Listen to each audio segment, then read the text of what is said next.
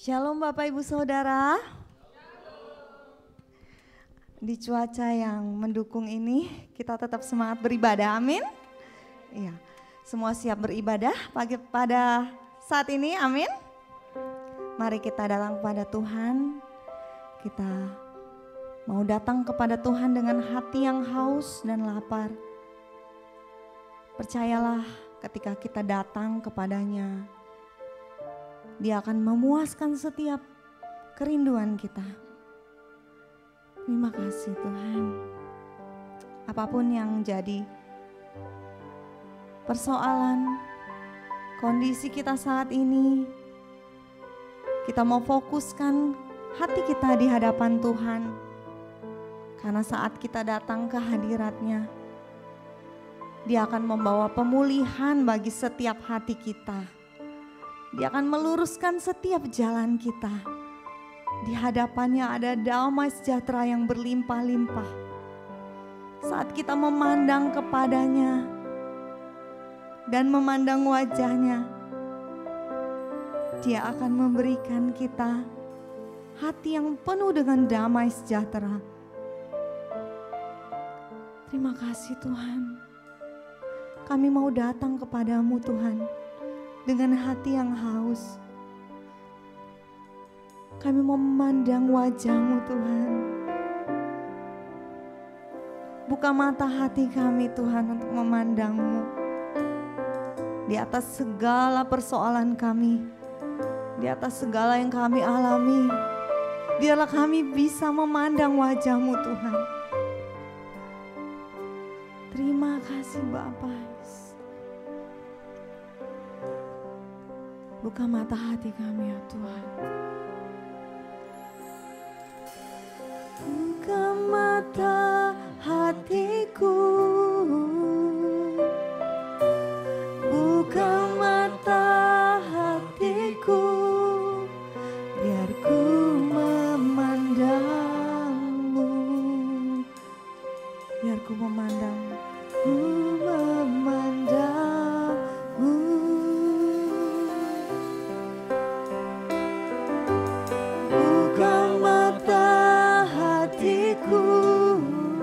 Buka mata hati kami Tuhan. Buka mata hatiku, biar ku memandang-Mu, ku memandang-Mu Yesus, ku memandang-Mu. Engkau Allah yang layak ditinggikan Tuhan, layak ditinggikan. Nyata kemuliaan-Mu, curahkanlah kuasa-Mu. Ku sembah kudus, kudus, kudus. Buka mata hati kami Tuhan. Buka mata hatiku. Benar Tuhan. Buka mata hatiku, biar ku memandang, biar hanya kepadamu kami memandang Tuhan. Ku memandang-Mu, buka mata hati kami Tuhan. Buka mata hatiku, buka mata hatiku, hanya kepadamu Tuhan. Ku memandang-Mu, Kau layak ditinggikan, layak ditinggikan.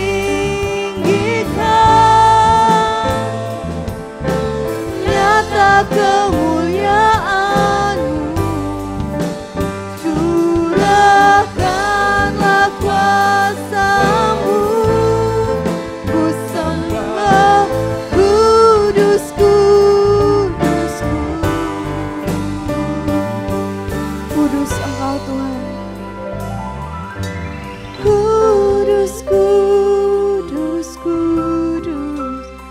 Kudus, kudus,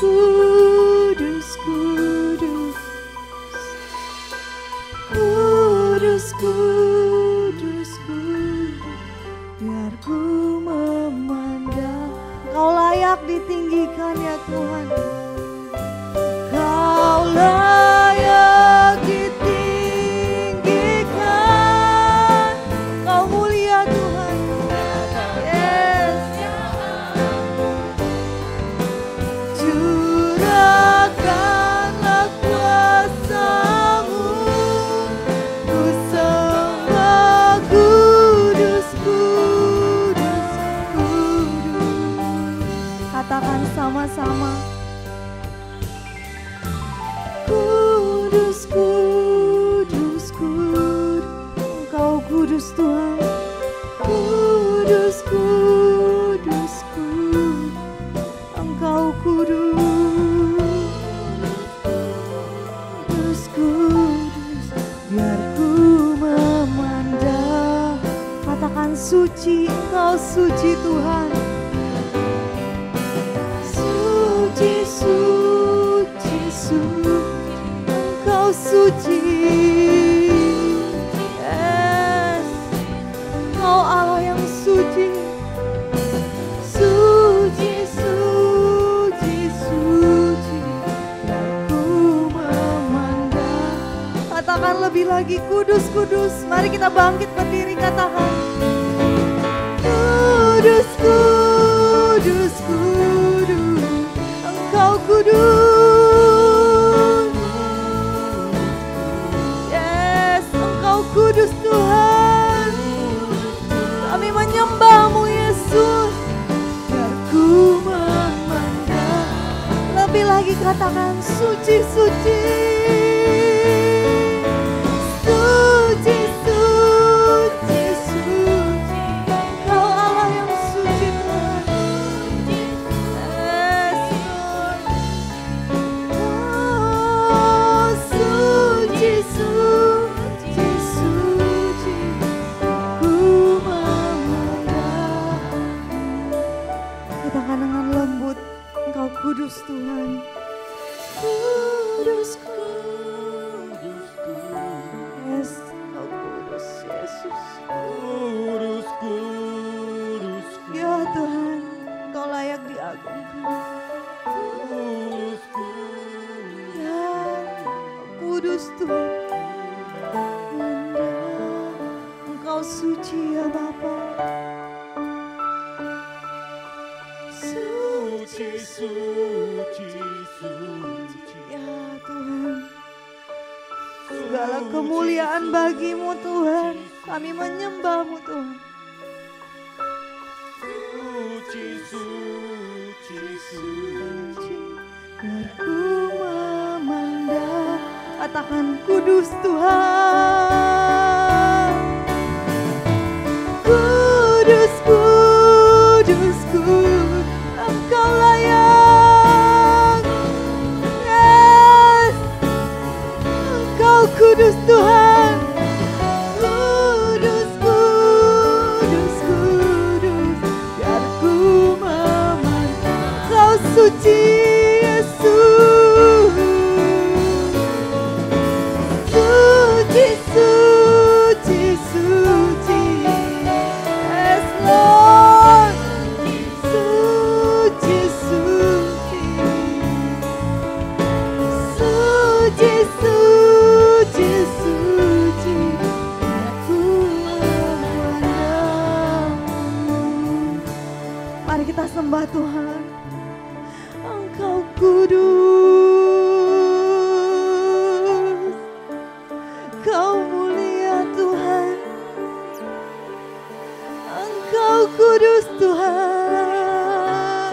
Mari angkat suaramu Bapak Ibu Saudara, sembah Dia. Dia yang layak disembah. Dia Allah yang kudus. Oh kuduslah Engkau Tuhan. Kau layak. Kami menyembah-Mu Yesus. Kau yang layak terima hormat, pujian dan sembah kami. Kau Allah yang kudus. Yes, Kau Raja di atas segala raja. Kau Tuhan di atas segala Tuhan. Yesus Tuhan. Katakan Kau kudus Tuhan.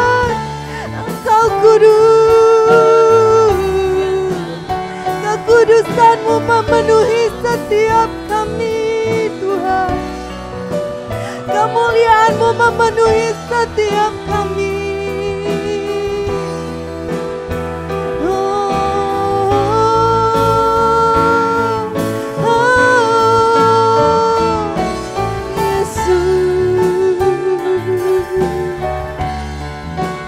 Yesus, panggil dia Yesus. Yesus, hadirat-Mu memenuhi setiap kami. Roh Kudus-Mu mengalir di tempat ini ya Tuhan. Ya Roh Kudus, Yesus. Ya Roh Kudus, Kau hadir ya Tuhan.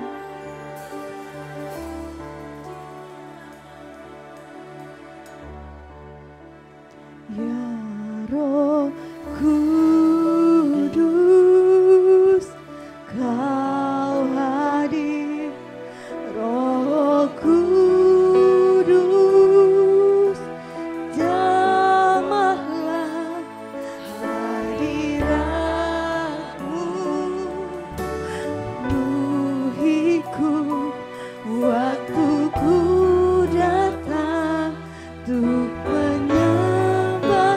Ya Roh Kudus, Rohku, Kau hadir ya Roh Kudus. Roh Kudus, jamah setiap kami Tuhan. Yes. Penuhiku waktu ku datang untuk menyembah, ku sembah.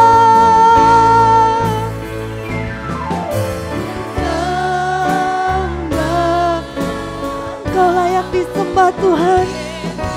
Ku sembah. Angkat tanganmu, katakan, segenap hatiku dan kekuatanku, ku rindu menyembah-Mu Yesus. Ku sembah, ku sembah Kau Yesus, ku sembah Kau. Segenap hatiku dan kekuatanku, ku rindu menyembah-Mu Yesus. Lebih lagi katakan, ku sembah Kau. Ku sembah Kau Yesus, ku sembah Kau. Segenap hatiku dan kekuatanku Tuhan, ku rindu menyembah-Mu Yesus. Lebih sungguh lagi katakan, ku sembah Yesus, ku sembah Kau Yesus, ku sembah. Kau layak disembah. Yes, dengan segenap hati kami Tuhan. Ku rindu menyembah-Mu Yesus.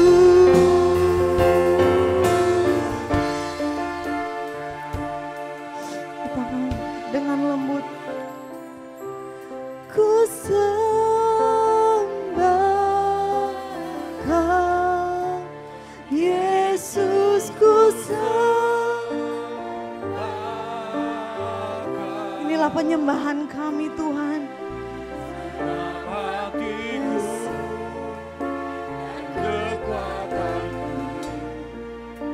Ku rindu menyembah-Mu segenap hatiku, segenap hatiku dan kekuatanku, ku rindu menyembah-Mu Yesus. Segenap hatiku, segenap hatiku dan kekuatanku. Benar Tuhan, ku rindu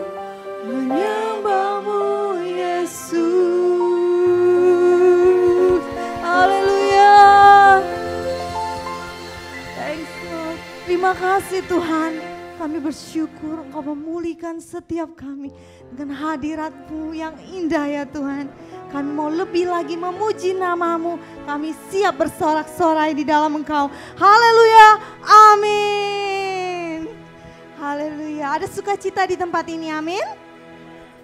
Percayakah Bapak Ibu Saudara bahwa sukacita dalam Tuhan adalah sukacita yang sejati, amin. Yuk kita nyanyikan, Sungai Sukacitamu. Haleluya. Sukacitamu mengalir di tempat ini ya Tuhan. Pakai gerakan ya. Pakai gerakan. Sungai sukacitamu mengalir dalamku. Oh yes. Yes, yes, yes. Anggur sukacitamu melimpah dalamku.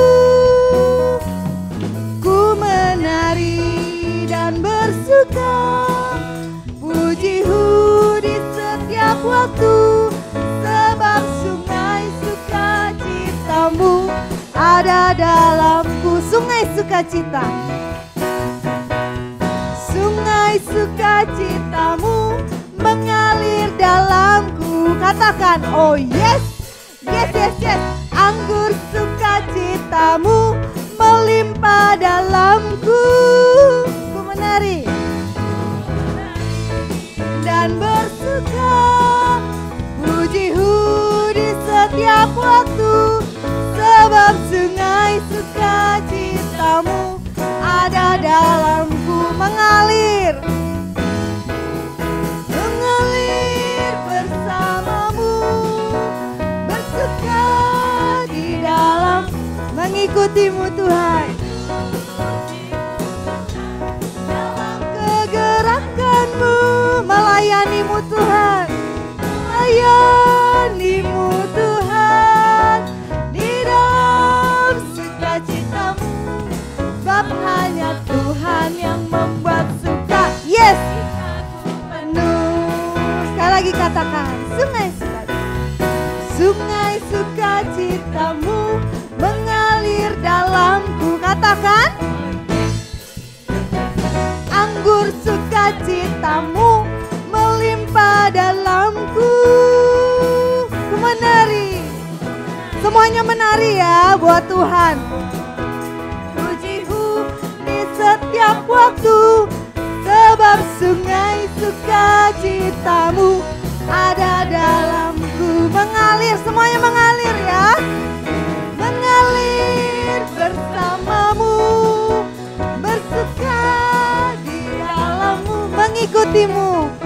Ikutimu Tuhan dalam kegerakanmu, melayanimu Tuhan. Di dalam sukacitamu, sebab hanya Tuhan yang membuat suka. Yes, penuh mengalir, mengalir bersamamu, bersuka di dalammu, mengikutimu. Ikutimu Tuhan dalam kegerakanmu. Yo melayani Tuhan, melayanimu Tuhan di dalam sukacitamu, sebab hanya Tuhan yang membuat suka. Yes, sebab hanya Tuhan, sebab hanya Tuhan yang membuat suka. Yes, aku penuh, sebab hanya Tuhan, sebab hanya Tuhan yang membuat suka. Yes, aku penuh. Tepuk tangan buat Tuhan yang paling meriah. Haleluya. Ada sukacita, amin. Coba lihat kanan kirinya, ada sukacita. Ya, silakan duduk Bapak Ibu Saudara. Terima kasih Tuhan Yesus. Engkau Bapa yang sudah melakukan banyak hal dalam hidup kami Tuhan. Kami mau bersyukur buat segala hal yang sudah Tuhan kerjakan. Bila kami mengingat-ingatnya Tuhan, itu terlalu banyak. Sebab kami ada saat ini karena kebaikan-Mu ya Tuhan. Haleluya Yesus. Bersyukur ya Bapa. Haleluya Yesus.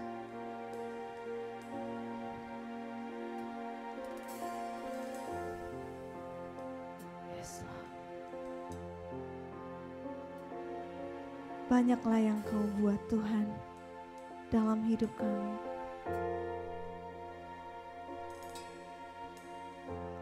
Banyaklah Engkau perbuat di dalam hidup. Rancangan indah-Mu Tuhan, rancangan indah-Mu terjadi di hidupku. Bapa yang mengerti segala yang yes, betul Tuhan. Kasih-Mu sempurna, nyata dalam hidupku. Katakan sama-sama. Ku bersyukur Bapa. Kami bersyukur Tuhan. Ku bersyukur Tuhan buat kasih setia-Mu di dalam hidupku. Ku bersyukur, ku bersyukur Bapa. Engkau Bapa yang baik Tuhan. Bersyukur Tuhan buat kasih setia-Mu Tuhan. Di dalam hidupku. Ku bersyukur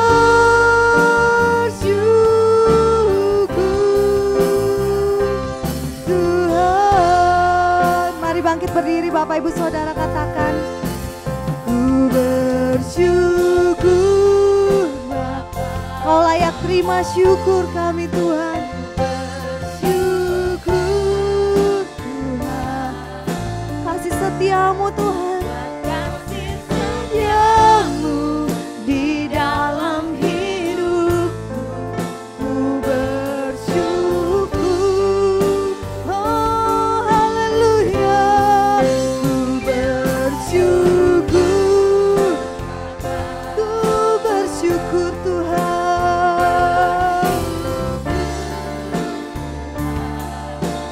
Buat kasih-Mu Tuhan. Kasih setia-Mu di dalam hidup. Ku bersyukur. Ku bersyukur.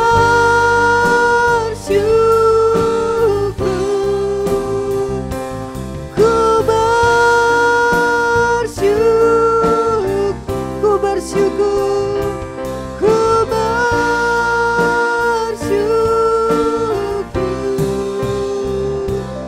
Tuhan.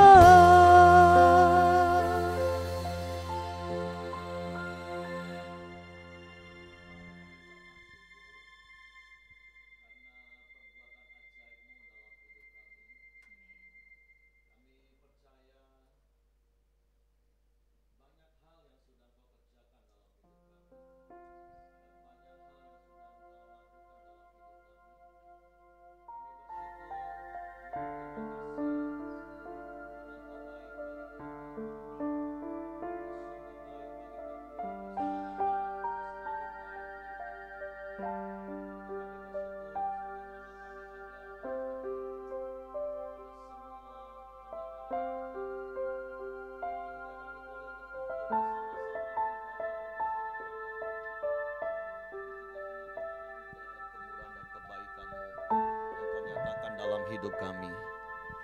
Bapa, kami bersyukur, kami berterima kasih kepadamu pagi hari ini. Sebab kasih setia-Mu yang Kau nyatakan dalam hidup kami dan tiada pernah berkesudahan. Kami mau siapkan hati kami untuk belajar firman-Mu pagi hari ini. Roh Kudus, tolong kami untuk mengerti, untuk kami memahami firman-Mu, sehingga kami bisa percaya kepada firman-Mu dan kami melakukan firman-Mu dalam hidup ini. Kami bersyukur, kami sambut firman-Mu pagi hari ini.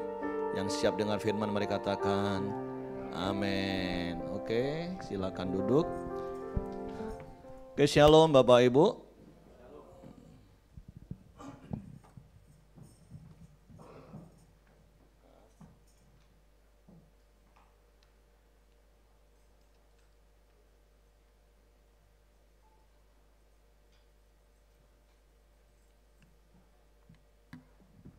Oke, saya bersyukur, berterima kasih pada Tuhan. Pagi hari ini kita boleh sama-sama lagi datang beribadah, berbakti kepada Tuhan.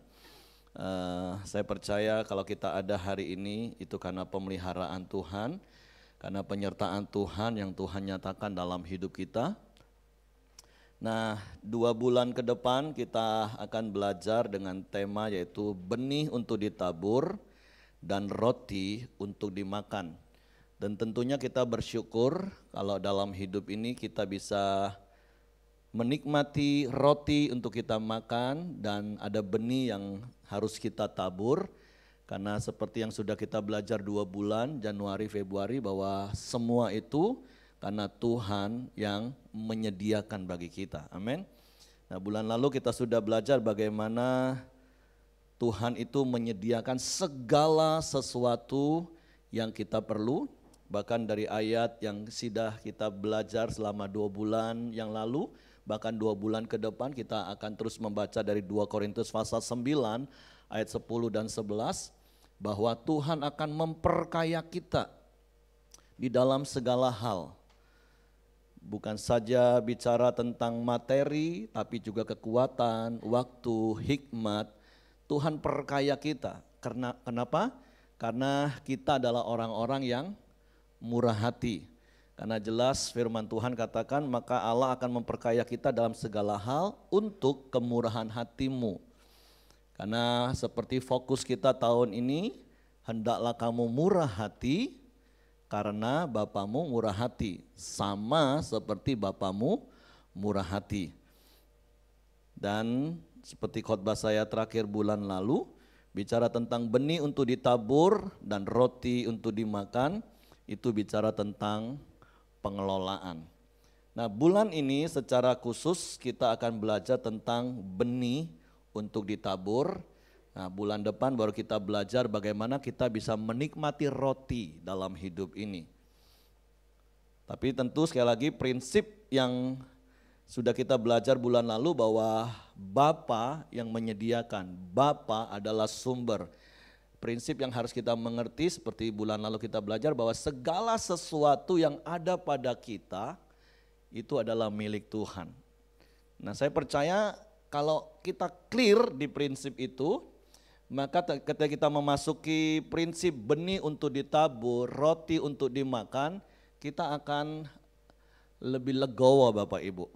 Tapi kalau prinsip bahwa kepemilikan itu adalah semua punya Tuhan itu masih belum kita paham dan belum kita bisa ngerti dalam hati, nah itu bisa menjadi kesulitan tersendiri bagi kita ketika kita diajar, diingatkan, dinasehati untuk menabur. Tapi orang yang menyadari betul bahwa segala sesuatu yang ada padanya adalah milik Tuhan yang dipercayakan dalam hidupnya untuk dikelola. Karena ingat bulan lalu saya katakan bicara tentang benih untuk ditabur, roti untuk dimakan. Seperti minggu lalu Pak Ayong katakan itu bicara tentang pengelolaan. Bagaimana kita ini hanyalah sebagai pengelola yang bijak. Bukan pengelola yang pintar tapi pengelola yang bijak. Nah, kenapa? Nanti kita akan belajar sama-sama. Nah, kita baca dulu ayat firman Tuhan yang menjadi tetap tema 2 bulan ini yaitu 2 Korintus pasalnya yang ke-9 ayat yang ke-10 dan ayat yang ke-11. Mari kita baca bersama-sama ayat ini. 1, 2, 3. Ia yang menyediakan benih bagi penabur dan roti untuk dimakan, ia juga yang akan menyediakan benih bagi kamu dan melipat gandakannya dan menumbuhkan buah-buah kebenaran-Mu. Kamu akan diperkaya dalam segala macam kemurahan hati yang membangkitkan syukur kepada Allah oleh karena kami. Nah, tentu saya tidak perlu menjelaskan lagi di ayat yang ke-11. Minggu lalu juga Pak Ayong sudah jelaskan bahwa yang lebih tepat adalah bahwa kita akan diperkaya dalam segala macam. Untuk apa? Untuk kemurahan hati kita. Karena kita adalah orang-orang yang murah hati. Nah, tapi sekali lagi bulan ini secara khusus kita akan bicara tentang bahwa benih itu untuk ditabur. Sama-sama katakan Bapak Ibu 1, 2, 3. Benih untuk ditabur. Sekali lagi Bapak Ibu. Sekali lagi biar nancep. Amin. Benih itu untuk diapa Bapak Ibu? Benih itu untuk ditabur. Nah, ini kebenaran yang harus kita mengerti bahwa benih itu untuk ditabur. Karena prinsip yang pernah saya sampaikan adalah pelipat gandaan hanya akan terjadi jika benih itu ditabur. Seperti ayat tadi, bahkan Tuhan yang melipat gandakan. Tapi prinsipnya adalah ketika kita menabur. Kalau benih itu kita makan, ya sudah selesai. Tapi ketika kita beriman, bertindak, menabur benih yang ada, yang Tuhan sediakan bagi kita, maka kita akan melihat dan menikmati hidup di dalam pelipat gandaan. Nah, ada beberapa janji firman Tuhan sebelum kita belajar prinsip-prinsip apa yang harus kita lakukan di dalam hidup kita sebagai penabur. Seperti yang saya katakan tadi, bulan ini secara khusus kita akan belajar tentang benih itu untuk ditabur. Nah, di dalam ayatnya yang ke-6 dari 2 Korintus pasal 9 ayat yang ke-6, firman Tuhan berkata seperti ini, camkanlah ini, orang yang menabur sedikit akan menuai sedikit juga, dan orang yang menabur banyak akan menuai banyak juga. Nah, ini sebuah prinsip, sebuah hukum yang tentu setiap kita bisa mengerti. Orang yang menabur pasti akan menuai. Kalau dia menaburnya sedikit, dia menuainya sedikit juga. Tapi kalau dia menabur banyak, dia akan menuai banyak juga. Ini adalah sebuah prinsip yang Tuhan tetapkan, sebuah hukum yang Tuhan tetapkan. Dan tentu kita percaya bahwa Tuhan yang mempunyai hukum itu adalah kekal dan hukum yang Dia buat itu juga bersifat kekal. Nah, secara cepat juga kita baca dulu di dalam Mazmur 126 ayat 5 dan 6. Firman Tuhan berkata seperti ini. Orang-orang yang menabur dengan mencucurkan air mata akan menuai dengan bersorak-sorai. Orang yang berjalan maju dengan menangis sambil menabur benih pasti pulang dengan sorak-sorai sambil membawa berkas-berkasnya. Nah, dari beberapa ayat ini ada janji firman Tuhan bahwa setiap orang yang menabur pasti menuai. Sama-sama lagi katakan, orang yang menabur pasti menuai. Nah, terus sekarang identikan dengan diri kita. Kalau saya menabur, saya pasti menuai. Berapa banyak di antara Bapak Ibu yang pengen terus merayakan sukacita penuaian dalam hidupnya? Oh, sebagian nggak mau nuai, nggak apa-apa. Itu hidup kan ada pilihan Bapak Ibu. Berapa banyak yang pengen hidupnya menuai terus? Ngomong kanan kiri, kalau mau menuai itu nabur. Iya dong, karena prinsipnya jelas, kalau Anda ingin menuai, Anda harus menabur. Kalau Anda menuai di tempat di mana Anda tidak menabur, itu namanya maling. Ya iya dong, kita menuai di tempat yang kita nggak menabur. Nah, tapi saya percaya setiap kita adalah pengelola yang bijak. Nah, tentu dari kedua ayat firman Tuhan yang menjadi janji kepada kita, ada satu kebenaran seperti ini Bapak Ibu. Tuhan itu pasti menggenapi janji-janjinya. Amin.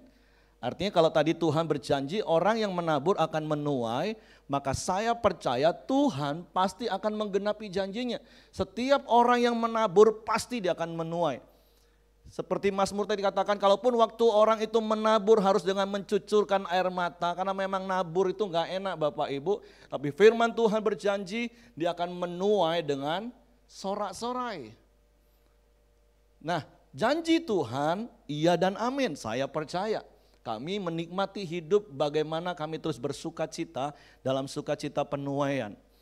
Kami boleh menikmati hari-hari kami sampai hari ini, kami tidak pernah kekurangan satupun yang baik. Kami tidak pernah meminta-minta. Kami menikmati bagaimana janji firman Tuhan digenapi dalam hidup kami, bahwa orang benar tidak akan pernah meminta-minta, anak-anaknya diberkati Tuhan bahkan menjadi berkat. Amin. Nah, jadi sekali lagi bicara tentang janji Tuhan dari sisi Tuhan, Tuhan pasti menggenapi janji-janjinya. Nah, bagian kita adalah melakukan perintahnya. Tapi ini kebenaran yang harus benar-benar dimengerti Bapak Ibu. Tapi bukan supaya kita bisa menuntut Tuhan menggenapi janji-janjinya. Nah, ini hal yang prinsip yang harus kita mengerti. Waktu kita melakukan perintah Tuhan, itu bukan supaya kita punya hak untuk menuntut Tuhan menggenapi janji-janjinya. Sehingga kita punya sikap hati gini, Tuhan aku udah nabur loh, kau harus berkati aku loh. Bukan Bapak Ibu. Waktu kita melakukan firman Tuhan, bukan sekali lagi supaya kita punya hak untuk menuntut Tuhan melakukan janjinya. Percayalah sekali lagi, Tuhan kita itu Tuhan yang setia kepada janjinya. Kalau dia sudah berjanji, dia pasti akan genapi, amin. Bahkan firman Tuhan pernah mencatat, Paulus ingatkan kepada anak didiknya Timotius, Tuhan itu setia. Kalaupun kita enggak setia, Tuhan tetap setia. Tapi jangan salah ayat itu Bapak Ibu. Tuhan setia sama siapa? Setia sama janjinya. Kalau setia sama kita, alangkah enaknya kita udah gak setia terus Tuhan suruh setia sama kita. Lawang kita aja gak setia. Tuhan tetap setia sama janji firman-Nya. Tuhan tetap berpegang teguh pada perjanjiannya. Makanya contoh ini agak berbeda tapi prinsipnya tetap sama. Kalau ada suami istri terus pasangannya mulai tidak setia, kan kami tetap nasihati enggak, kamu tetap harus setia. Bukan setia kepada orang yang enggak setia itu, tapi setia kepada janjimu di hadapan Tuhan pada waktu itu. Bahwa kamu akan tetap setia dengan dia. Bukan setia dengan dianya, bukan. Setia dengan janjinya. Dan ketika engkau setia dengan janjinya, otomatis berarti kau tetap setia dong dengan orang tersebut kan. Bisa paham Bapak Ibu ya. Nah Tuhan juga seperti itu. Waktu kita enggak setia, Tuhan itu enggak berubah. Tuhan itu kekal. Kesetiaannya juga kekal. Dia setia bahwa setiap orang yang nabur pasti akan menuai. Waktu kita enggak nabur ya Tuhan tetap setia. Setia dengan siapa? Dengan janjinya. Karena dia enggak akan pernah bisa menyangkal dirinya. Nah, jadi sekali lagi ketika kita praktek firman Tuhan Bapak Ibu, itu bukan supaya kita bisa menuntut Tuhan menggenapi janjinya. Enggak usah dituntut Tuhan itu Bapak Ibu. Tuhan itu udah pasti akan menggenapi. Nah, jadi sekali lagi adalah melainkan apa? Waktu kita melakukan firman Tuhan bukan supaya kita bisa menuntut Tuhan menggenapi janjinya, melainkan kita melakukannya sebagai bentuk apa? Sebagai bentuk kasih kita kepada Tuhan, sehingga kita melakukannya dengan apa? Nah ini ada 3 prinsip, kalau kita mau menabur 3 prinsip ini harus ada dalam sikap hati kita. Yaitu taat, prioritas, dan sukarela. Orang menabur harus prinsipnya taat, prioritas, dan sukarela. Jadi sekali lagi waktu kita melakukan semua hal itu, melakukan apa yang Tuhan ajar yaitu menabur, karena firman Tuhan katakan orang yang menabur akan menuai, orang yang menabur sedikit tuai sedikit, orang menabur banyak menuai banyak. Kita lakukannya sekali lagi bukan supaya kita bisa menuntut Tuhan, tapi karena kita mengasihi Tuhan. Karena segala sesuatu yang kita lakukan karena bukti kasih kepada Tuhan. Nah, tentu ada satu kisah yang tidak asing yang berkali-kali kita juga diingatkan beberapa bulan ini tentang janda di Sarfat. Nanti Bapak Ibu baca lagi ayat-ayat ini di dalam 1 Raja-Raja pasalnya yang ke-17, maaf itu bukan pasal 7, pasal yang ke-17, mulai ayatnya yang sorry ini kenapa jadi kacau catatan di sini. Saya cek Alkitab dulu. 1 Raja-Raja pasal 17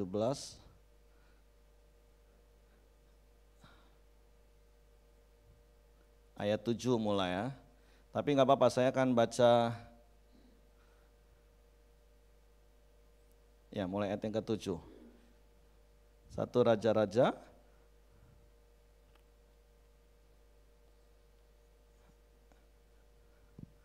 pasal 17 ayat yang ke-7. Tetapi sesudah beberapa waktu sungai itu menjadi kering sebab hujan tiada turun di negeri itu. Maka datanglah firman Tuhan kepada Elia, bersiaplah pergilah ke Sarfat yang termasuk wilayah Sidon dan diamlah di sana, ketahuilah aku telah memerintah seorang janda untuk memberi engkau makan. Sesudah itu ia bersiap lalu pergi ke Sarfat. Setelah ia sampai ke pintu gerbang kota itu, tampaklah di sana seorang janda sedang mengumpulkan kayu api. Ia berseru kepada perempuan itu katanya, cobalah ambil bagiku sedikit air dalam kendi supaya aku minum. Ketika perempuan itu pergi mengambilnya, ia berseru lagi, cobalah ambil juga bagiku sepotong roti. Perempuan itu menjawab, demi Tuhan Allahmu yang hidup, sesungguhnya tidak ada roti padaku sedikit pun, kecuali segenggam tepung dalam tempayan dan sedikit minyak dalam buli-buli. Dan sekarang aku sedang mengumpulkan 2-3 potong kayu api, kemudian aku mau pulang dan mengolahnya bagiku dan bagi anakku, dan setelah kami memakannya, kami akan mati. Tetapi Elia berkata kepadanya, janganlah takut, pulanglah, buatlah seperti yang kau katakan, tetapi buatlah lebih dahulu bagiku sepotong roti bundar kecil daripadanya, dan bawalah itu padaku, kemudian barulah kau buat bagimu dan bagi anakmu. Sebab beginilah firman Tuhan Allah Israel, tepung dalam tempayan itu tidak akan habis dan minyak dalam buli-buli itu pun tidak akan berkurang sampai pada waktu Tuhan memberi hujan ke atas muka bumi. Lalu pergilah perempuan itu dan berbuat seperti yang dikatakan Elia, maka perempuan itu dan ia serta anak perempuan itu mendapat makan beberapa waktu lamanya. Tepung dalam tempayan itu tidak habis dan minyak dalam buli-buli itu tidak berkurang, seperti firman Tuhan yang diucapkannya dengan perantaraan Elia. Nah, sekali lagi saya percaya kisah ini adalah kisah yang sudah sangat-sangat familiar bagi orang Kristen, bagi orang percaya. Kisah bagaimana waktu itu 3,5 tahun hujan gak turun, terjadi paceklik, kekeringan, sehingga orang menjadi kesulitan dalam hidup. Dan kita tahu sebelumnya Elia ada di tepi sungai Kerit. Tuhan kirim burung gagak pagi dan petang dan dia bisa minum dari sungai, tapi kemudian sungai itu kering kata firman Tuhan. Dan Tuhan menyuruhnya tidak kepada salah satu janda yang ada di Israel, tapi justru janda yang ada di daerah Sarfat, daerah Sidon, yang notabene-nya bukan orang percaya. Itu yang perlu digarisbawahi dulu Bapak Ibu. Tapi justru kita belajar dari seorang janda yang ada di Sarfat, sekali lagi yang notabene-nya bukan orang Israel yang percaya kepada Allah. Nah, kita belajar 3 prinsip tadi, bagaimana kita mengalami tuaian, kita mengalami kelimpahan, kita mengalami hal yang di luar nalar logika manusia ketika 3 prinsip tadi kita praktekkan. Nah, yang pertama tadi saya katakan prinsipnya adalah taat. Di dalam ayatnya yang ke-15 firman Tuhan berkata seperti ini, lalu pergilah perempuan itu dan apa? berbuat seperti yang dikatakan Elia. Lalu perempuan itu pergi dan berbuat seperti yang dikatakan Elia. Kalau kita baca ulang dulu di ayat yang ke-10, waktu pertama kali Elia ketemu dengan janda di Sarfat yang sedang mencari kayu, maka pertama Elia minta apa? Minta air. Air saja pada waktu itu adalah satu benda, barang yang sangat-sangat sulit. Ingat background dari kisah ini apa? Kekeringan Bapak Ibu, enggak hujan 3,5 tahun. Dan saya tidak tahu itu tahun keberapa, tapi yang pasti sudah sangat kering, karena sungai Kerit saja sudah kering. Dalam kondisi seperti itu, Elia tanpa basa-basi, kenal juga enggak, apalagi sekali lagi garis bawahi bahwa perempuan itu, janda itu bukan orang Israel. Dia minta air. Itu saja sudah cukup sulit Bapak Ibu. Karena air menjadi hal yang berharga pada waktu itu. Tapi kita melihat bagaimana janda ini memang orang yang murah hati. Coba renungkan firman itu terus menempatkan diri kita. Kita ada di posisi di mana kita punyanya nggak banyak, sulit lagi cari air. Terus yang diminta air lagi. Terus yang minta ini seorang pria minta kepada seorang janda. Walaupun tentu tidak dicatat janda ini umurnya berapa, tapi kalau kita belajar di firman Tuhan biasanya namanya janda itu pasti bukan janda kembang, bukan janda muda, tapi yang dimasuk kategori janda di firman Tuhan itu 60 tahun ke atas. Kalau kita di posisi wanita itu, kenapa saya katakan saya tahu wanita ini murah hati? Karena waktu diminta air, firman Tuhan katakan dia langsung berangkat pergi untuk ambil air kan? Tapi belum lagi dia melangkah lebih jauh, Elia ngomong lagi, oke, selain air, tolong buatin aku roti. Akhirnya bla bla bla bla bla bla dikasih tahu Elia. Dan firman Tuhan katakan sekali lagi ayat 15, lalu pergilah perempuan itu dan berbuat seperti yang dikatakan Elia. Itu adalah sebuah ketaatan Bapak Ibu. Dan orang yang murah hati itu pasti orang yang taat. Sekali lagi saya katakan, kenapa saya bisa ngomong wanita itu murah hati? Waktu diminta sesuatu yang sangat-sangat mahal pada waktu itu yang ada padanya, dia mau pergi tuh siapin air. Bahkan ketika kemudian Elia katakan, buatlah roti untuk diriku. Maka perempuan itu berbuat seperti apa yang Elia katakan. Karena kalau bicara tentang taat Bapak Ibu, kita sudah tahu taat itu apa sih? Dengar dan lakukan, simple. Jadi kalau hari-hari ini kita diajarin benih itu untuk ditabur. Prinsip pertama, taat, dengar dan lakukan. Benih itu memang untuk ditabur.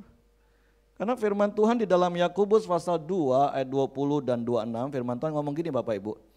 Hai manusia yang bebal, maukah engkau mengakui sekarang bahwa iman tanpa perbuatan adalah iman yang kosong, atau ayat 26, sebab seperti tubuh tanpa roh adalah mati, demikian jugalah iman tanpa perbuatan adalah mati. Nah, setiap kita adalah orang yang menamakan diri orang beriman. Kita menamakan diri orang yang percaya, dan firman Tuhan katakan iman tanpa perbuatan itu mati. Jadi prinsip yang pertama bicara tentang benih itu harus ditabur. Menabur itu adalah tindakan iman, yaitu ketaatan Bapak Ibu. Jadi ini bicara tentang sikap hati kita dulu Bapak Ibu. Waktu kita menabur, sekali lagi, karena ketaatan. Sehingga kalau Bapak Ibu baca tadi di ayatnya yang ke-15 ya, saya baca ulang Bapak Ibu ya. Lalu pergilah perempuan itu dan berbuat seperti yang dikatakan Elia, maka perempuan itu dan dia yang dimaksud di ayat ini siapa Bapak Ibu? Elia. Maka perempuan itu dan Elia serta anak perempuan itu apa? Mendapat makan beberapa waktu lamanya. Nah, orang yang menabur itu akan menikmati hidup yang namanya diberkati untuk memberkati. Waktu perempuan itu berbuat seperti apa yang Elia katakan, bukan cuman sekali itu saja dia menabur, tapi selama masa yang masih berjalan, masa kekeringan itu, ayat firman Tuhan dengan jelas tadi katakan, maka ia janda itu dan dia, Elia maksudnya, dan anaknya mendapat makan. Jadi bukan cuman sekali itu saja terus janda itu buatin roti dan selesai ya di sini ya, enggak. Ketika dia melihat bagaimana pemeliharaan Tuhan, dia tetap memberkati Nabi Elia. Sekali lagi firman Tuhan tidak mencatat secara detail berapa lama kemudian sampai hujan turun, mereka bisa menanam dan mereka bisa menikmati roti dari apa yang mereka kerjakan. Tapi selama hidupnya perempuan itu diberkati untuk jadi berkat. Jadi prinsip yang pertama kalau kita menabur itu karena sebuah ketaatan. Nah yang kedua Bapak Ibu, prinsip prioritas. Orang yang menabur itu pasti karena tahu prioritas. Nah di dalam Raja-Raja pasal 17 ayat 13 firman Tuhan berkata seperti ini. Tetapi Elia berkata kepadanya, janganlah takut, pulanglah, buatlah seperti yang kau katakan, tetapi buatlah apa? Lebih dahulu bagiku sepotong roti bundar kecil daripadanya dan bawalah kepadaku, kemudian barulah kau buat bagimu dan bagi anakmu. Iya, kata Elia, aku tahu engkau ngomong kau cuma punya segenggam tepung, engkau punya sedikit minyak, engkau mau buat roti, iya silakan. Tapi buatlah lebih dulu bagiku sepotong roti bundar kecil daripadanya. Artinya apa Bapak Ibu? Elia juga enggak minta semuanya Bapak Ibu. Elia minta diprioritaskan, Elia minta dibuatkan sepotong kecil aja daripadanya. Kalau tadi bisa jadi satu bongkah roti sebesar ini, Eli katakan oke, gak apa-apa kamu buat nanti buat. Tapi buatlah lebih dahulu bagiku sepotong kecil daripadanya. Nah bicara tentang menabur itu bicara tentang prioritas Bapak Ibu. Artinya seperti ini, ada begitu banyak orang berpikirnya begini, iyalah Pak nanti kalau lebih baru kami menabur. Coba renungkan, apakah selama ini kita punya pola pikir seperti itu? Kalau ada lebih baru menabur. Dan saya kasih tahu Bapak Ibu, kalau pola pikir kita nggak berubah bahwa menabur itu prioritas, mau sampai kapanpun kita tidak akan pernah mempunyai rasa cukup. Selalu saja yang namanya kurang. Kami mendisiplin diri kami sejak masa muda kami. Begitu ada berkat Tuhan langsung prioritas disisihkan. Ini persepuluhan. Ini benih untuk kami tabur. Karena memang menabur itu prioritas Bapak Ibu. Karena kalau nunggu nanti Pak ya, kalau ada lebih, ngomong kanan kiri, enggak akan pernah ada kata lebih. Betul atau betul Bapak Ibu? Enggak akan pernah ada kata lebih Bapak Ibu. Yang ada adalah selalu ngomong kanan gitu tahu. Makanya menabur itu harus jadi prioritas. Nah gimana kalau kita baca di dalam surat Rasul Paulus kepada anak didiknya Timotius dari 1 Timotius pasal 6 mulai, ini sebuah nasihat firman Tuhan. Orang-orang yang punya rasa cukuplah yang bisa memprioritaskan benih untuk ditabur. Tapi selama kita nggak punya rasa cukup, susah Bapak Ibu. Prinsip yang pertama yang saya katakan tadi, semua itu punya Tuhan, itu harus clear dulu. Terus yang kedua harus punya rasa cukup, rasa aman di dalam Tuhan. Nah firman Tuhan ngomong ini, memang ibadah itu kalau disertai rasa cukup memberi apa? Keuntungan besar. Sebab kita tidak membawa sesuatu apa ke dalam dunia ini dan kita pun tidak dapat membawa apa-apa keluar. Ini udah clear kan ayat ini, sering kita nyanyi lagu ini kan? Ku tak membawa apapun juga saat ku datang ke dunia. Ku tinggal semua pada akhirnya saat ku kembali ke surga. Amin. Clear Bapak Ibu hal ini ya. Bahwa kita ke dalam dunia ini gak bawa apa-apa. Dan kalau hari ini kita punya, itu semua punya Tuhan. Terus nanti waktu kita pulang, kita juga gak bawa apa-apa. Terus jadi untuk apa semua yang Tuhan berikan kepada kita? Sederhana, benih untuk ditabur, roti untuk kita makan. Sederhana hidup ini Bapak Ibu. Mau ditimbun seperti apa? Firman Tuhan katakan ada orang yang menimbun hartanya bertimbun-timbun dan berkata, hai tenanglah jiwaku, padamu ada harta yang gak akan habis sampai 7 turunan. Tapi kita kehilangan esensi hidup kita. Jadi bicara tentang menabur, yang kedua adalah prioritas. Ayat 8 katakan gini, asal ada makanan dan pakaian cukup, punya rasa cukup Bapak Ibu. Walaupun saya percaya dalam hati Bapak Ibu, zaman sekarang mana bisa cukup lah Pak, asal ada makanan dan pakaian. Oke, bulan depan kita belajar. Ayat yang ke-9 katakan ini, tetapi mereka yang ingin kaya, kayanya sih nggak salah. Dan masih ingat prinsip kaya bulan lalu apa Bapak Ibu? Orang kaya itu apa? Berbahagia waktu dia memberi, itu orang kaya. Karena orang kalau waktu menerima dia bahagia, itu namanya pengemis. Pengemis itu akan bahagia waktu dia terima. Tapi orang kaya itu orang yang berbahagia waktu dia memberi. Amin. Nah, tapi yang salah itu adalah kalau ingin kaya. Tetapi mereka yang ingin kaya terjatuh ke dalam berbagai pencobaan, ke dalam jerat dan ke dalam berbagai-bagai nafsu yang hampa dan yang mencelakakan, yang menenggelamkan manusia ke dalam keruntuhan dan kebinasaan. Karena akar segala kejahatan ialah cinta uang, sebab oleh memburu uanglah beberapa orang telah menyimpang dari iman dan menyiksa dirinya dengan berbagai-bagai duka. Nah, hari ini kita mau belajar sekali lagi prinsip yang kedua, menabur itu bicara tentang prioritas. Orang yang punya rasa cukup, dia akan bisa memprioritaskan ketika dia terima berkat Tuhan. Oh ini benih, aku harus prioritaskan. Aku akan mencukupkan dengan apa yang ada, dengan roti yang aku nikmati.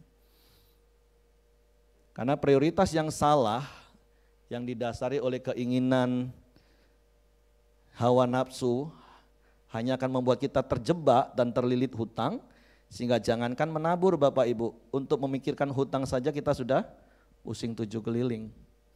Apa bedanya kere dan keren? Apa bedanya kere dan keren Bapak Ibu? Cuman N. N itu apa? Ngutang.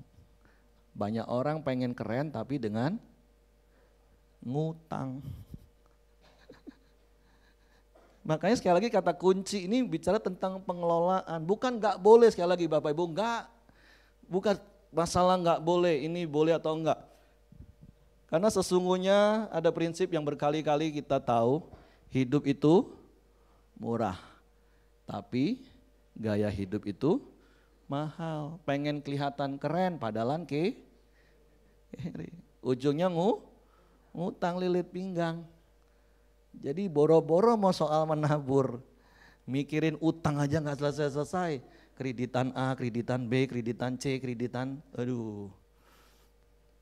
Nah makanya Jack Ma ngomong gini Bapak Ibu, beda orang pintar dan orang bijak. Orang pintar tuh tahu apa yang mereka inginkan. Tapi orang bijak tahu apa yang tidak mereka inginkan. Ketika dia sadar keuangannya belum memungkinkan untuk beli sesuatu, dia tahu, oh ini belum. Itu orang bijak. Tapi kalau orang pintar, oh enggak apa-apa nanti hitungannya bisa dihitung. Pokoknya bisa lah itu dihitung. Itu orang pintar Bapak Ibu.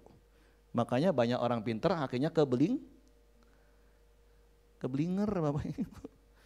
Tapi orang bijak itu tahu, oh ini belum waktunya Tuhan. Ini belum, aku tidak mau memaksakan diri. Sehingga terjebak kepada keinginan tadi. Yang firman Tuhan katakan jatuh ke dalam berbagai-bagai pencobaan. Coba kita cek gaya hidup kita Bapak Ibu. Apakah kita ini orang pintar atau orang bijak? Seakan-akan kita tahu pokoknya aku mau ini bisa lah dihitung. Ya itu orang pintar, dia bisa hitung. Tapi jadilah orang bijak. Kalau ini oh enggak, belum waktunya. Aman. Amin Bapak Ibu. Nah bicara soal benih dan roti sebenarnya kan sederhana hitungannya. 20% benih, masih ingat khotbah saya bulan lalu, Kementerian Pertanian pun juga selalu mengajarkan bahwa petani itu harus menyisihkan 20 bahkan sampai 30% untuk benih dari hasil panennya.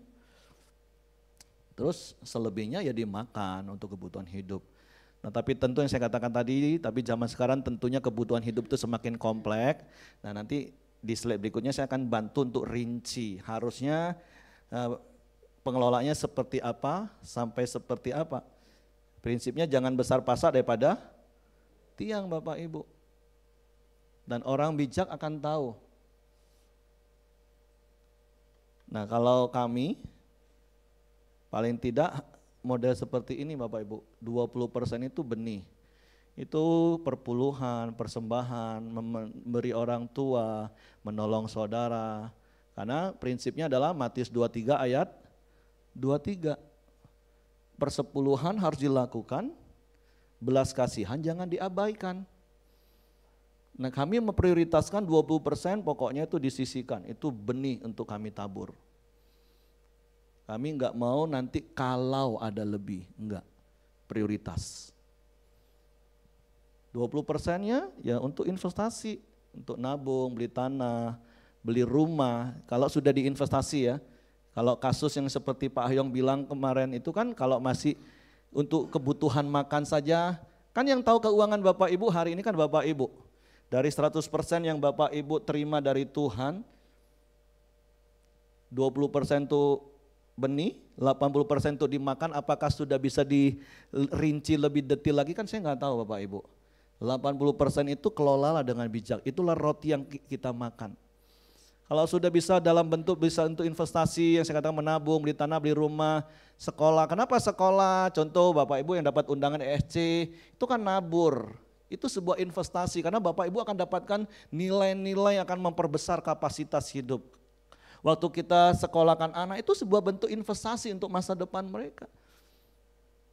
Investasi itu berarti sesuatu yang ada nilai tambahnya untuk kita.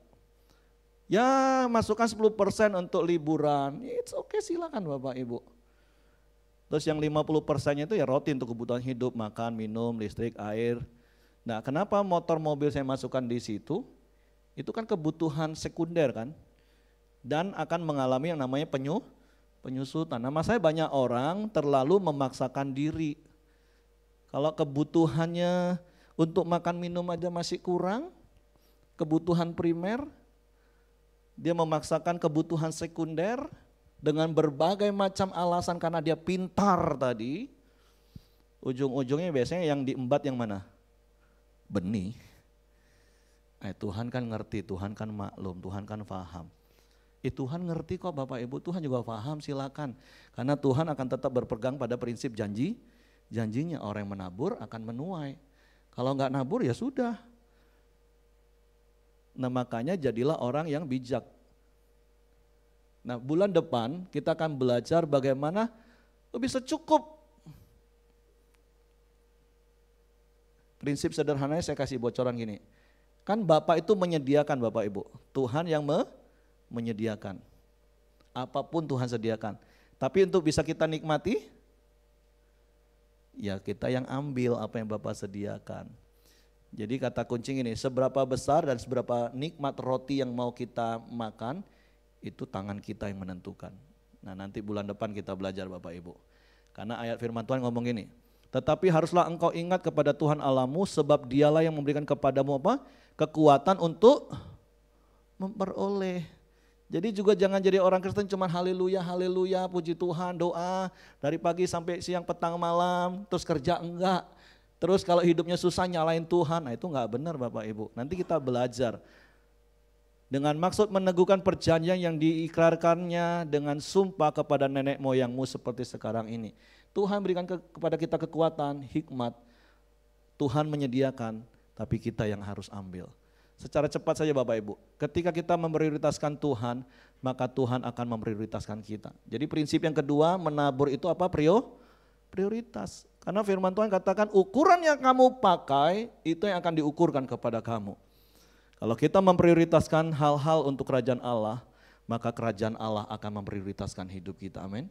Dan kami menikmati hidup kami, hidup dalam prioritas. Apa yang kami butuh Tuhan sediakan. Karena kami belajar dari sejak masa muda kami, menabur itu prioritas. Nah secara cepat yang berikutnya, sukarela, itu prinsip yang ketiga Bapak Ibu. Jadi prinsip yang pertama menabur itu taat, yang kedua prioritas, yang ketiga sukarela. Lalu pergilah perempuan itu dan berbuat seperti yang dikatakan Elia, maka perempuan dan dia serta anak perempuan itu mendapat makan beberapa waktu lamanya. Tepung dalam tempayan itu tidak habis dan minyak dalam buli-buli itu tidak berkurang seperti firman Tuhan yang diucapkannya dengan perantaraan Elia. Nah, kenapa saya bisa tahu sekali lagi dari kisah ini? Bukan saja karena janda itu murah hati sehingga dia menjadi orang yang taat dan dia bisa memprioritaskan waktu Elia suruh buat lebih dulu untuk dia dan dia lakukan dengan sukarela. Karena kalau kita baca sekali lagi ayat di 2 Korintus 9 ayat 7 ngomong gini, hendaklah masing-masing memberikan menurut kerelaan hatinya, jangan dengan sedih hati atau karena paksaan, sebab Allah mengasihi orang yang memberi dengan sukacita. Saya percaya firman Tuhan digenapi dalam hidup janda di Zarfat karena Tuhan tahu hatinya melakukan dengan sukacita. Kalau kita baca dalam Roma pasal 8 ayat 8 itu ayat yang sudah sangat terkenal. Kita tahu sekarang bahwa Allah turut bekerja dalam segala sesuatu untuk mendatangkan kebaikan bagi mereka yang mengasihi Dia, yaitu bagi mereka yang terpanggil sesuai dengan rencana Allah.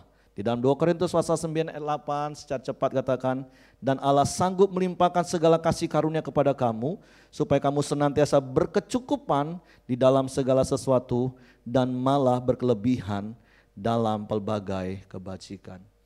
Yang ketiga prinsip menabur itu harus dengan sukarela Bapak Ibu. Jadi yang pertama taat, yang kedua harus prioritas, yang ketiga sukarela.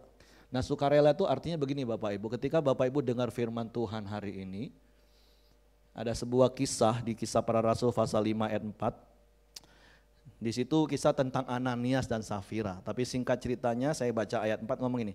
Selama tanah itu tidak dijual, bukankah itu tetap kepunyaanmu? Dan setelah dijual, bukankah hasilnya itu tetap dalam kuasamu? Mengapa engkau merencanakan perbuatan itu dalam hatimu? Engkau bukan mendustai manusia, tetapi mendustai Allah. Artinya semua yang ada pada kita, itu kan ada dalam kekuasaan kita Bapak Ibu. Mau kita makan semua, itu hak kita. Atau kita mau taat firman Tuhan 20% kita sisihkan untuk benih, 80% kita kelola, kita nikmati sebagai roti kita makan. Itu semua keputusan di tangan kita. Kenapa kita harus bertindak seperti Ananias? Menipu Tuhan. Saya nggak ngomongin Bapak Ibu nipu Tuhan, jangan tersinggung Bapak Ibu. Maksudnya kita ini belajar menabur itu harus dengan prinsip sukarela. Artinya toh semua itu Tuhan percayakan pada kita di tangan kita, mau dimakan boleh, mau ditabur boleh, tapi ingat di bagian pertama Tuhan terikat dengan perjanjiannya. Ketika kita taat menabur ya kita akan menuai, itu janji Tuhan. Kalau kita nggak menabur terus semua kita makan ya nggak apa-apa. Paling seperti janda yang tadi ngomong, kami pulang, kami buat roti, kami makan, habis itu mati, selesai. Nah jadi pagi hari ini Menaburlah dengan sukarela sehingga engkau bersuka cita karena hidupmu adalah keputusanmu dan adalah keputusan Tuhan untuk menggenapi janji-janjinya. Jadi hari ini kita belajar prinsip menabur itu 3 Bapak Ibu. Yang pertama apa? Taat. Yang kedua prioritas. Yang ketiga sukarela. Dan firman Tuhan sekali katakan orang yang menabur akan menuai. Sekalipun kau menabur hari ini harus dengan mencucurkan air mata. Percayalah engkau akan menuai dengan sorak-sorai. Amin. Jadi benih untuk ditabur. Mari kita berdoa. Bapa, kami bersyukur, berterima kasih buat firman-Mu pagi hari ini. Kami mau belajar dari janda yang ada di Sarfat. Bahkan di tengah-tengah masa yang sulit yang dia alami, tapi dia belajar untuk tetap menabur, dia taat dan dia mau memprioritaskan untuk Tuhan melalui hambanya, dan dia juga memberi dengan sukarela. Sebab itu Tuhan, kami juga mau ketika kami menjadi pengelola dari setiap berkat yang Kau berikan dalam hidup kami mau menjadi pengelola yang bijak. Kami menabur karena kami taat firman-Mu, kami menabur menjadi sebuah prioritas dalam hidup kami. Dan kami mau melakukannya dengan sukarela. Karena Engkau senang dengan orang-orang yang memberi dengan sukacita, dengan sukarela. Tuhan, terima kasih buat firman-Mu, kami bersyukur dalam nama Yesus Tuhan. Haleluya, amin. Puji Tuhan, kita dengarkan beberapa pengumuman multimedia.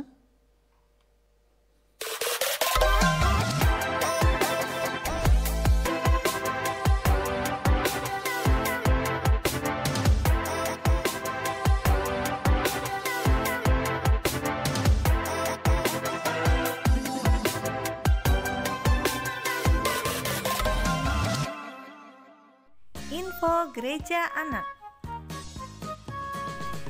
Gereja Anak kembali mengadakan gathering untuk pembina dan calon pembina yang mau bergabung di Gereja Anak.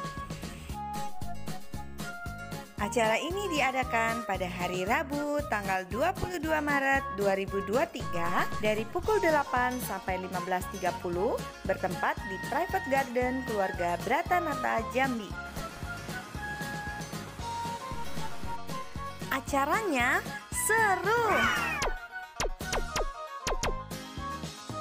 Juga ada door prize-nya. Untuk pendaftaran dapat menghubungi Kak Morin atau Kak Lini di nomor 0852 8320 3131 atau 0823 7633 0003. Bagi jemaat yang mau memberkati kakak pembina dalam bentuk door prize juga dapat menghubungi kami. Acara ini gratis atau tidak dipungut biaya apapun. Demikian informasinya. Atas perhatiannya diucapkan terima kasih.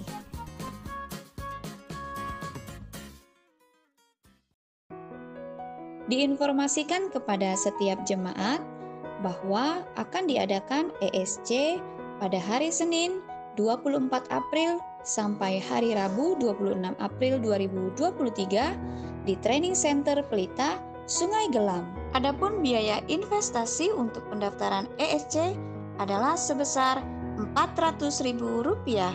Bagi Bapak Ibu Saudara yang menerima undangan, bisa langsung mendaftarkan diri ke pemimpin ibadah raya masing-masing atau ke Ibu Tini di 0853 2648 3157. Pendaftaran ESC akan ditutup pada tanggal 10 April 2023 atau jika jumlah peserta sudah memenuhi kuota. Mari kita ikuti bersama doa puasa pelayan pada hari Sabtu tanggal 18 Maret 2023 jam 12 siang di Sekretariat Pelita, Ruangan Anggrek. Kami mengucapkan selamat ulang tahun bagi Bapak Ibu Saudara yang berulang tahun di sepanjang minggu ini.